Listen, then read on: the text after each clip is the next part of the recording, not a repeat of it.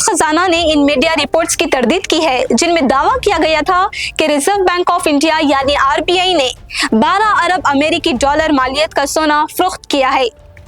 हुकूमती ज़राए के मुताबिक आरबीआई की माली साल 2025-26 की सालाना रिपोर्ट में वाज़ेह किया गया है कि मरकजी बैंक के सोने के ज़खायर में इजाफा हुआ है, कमी नहीं हुई। इससे पहले एक खबर एजेंसी ने रिपोर्ट किया था कि आरबीआई ने 22 मई को खत्म होने वाले 2 हफ्तों के दौरान तकरीबन 12 अरब डॉलर मालियत का सोना फरोख्त किया, मुबैना तौर पर रुपये पर दबाव और बढ़ते हुए दरआमदी बिल को कम करने के लिए।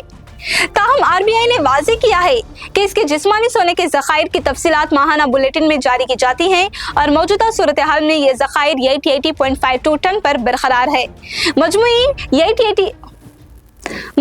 80.52 मेट्रिक टन सोने में से 312.32 मेट्रिक टन इश्यू डिपार्टमेंट के असासे के तौर पर रखा गया है, जबकि 538.20 मेट्रिक टन बैंकिंग डिपार्टमेंट के पास मौजूद है।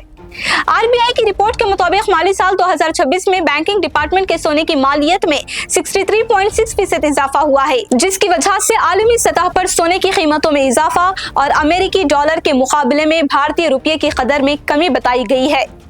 भारत का ज़र मुबादिला ज़खायर 31 मार्च 2026 तक 691.11 अरब अमेरिकी डॉलर तक पहुंच गए, जबकि एक साल पहले ये 668.33 अरब डॉलर थे।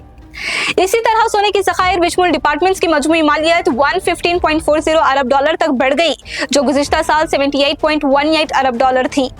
आरबीआई के सरकारी रिकॉर्ड के मुताबिक मरकजी बैंक के पास अब भी बड़े पैमाने पर सोने के ज़खायर मौजूद हैं और 12 अरब डॉलर मालियत के सोने की फरोख्त की खबरें सरकारी एदाद और शुमार से साबित नहीं हुई।